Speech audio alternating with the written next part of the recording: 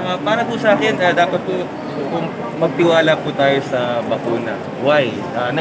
Dumaan po yan sa tamang screening process with the DOH, with the FDA, at hindi po sila basta-basta mag-a-approve, magbabagsak ng bakuna kung hindi po ito ligtas.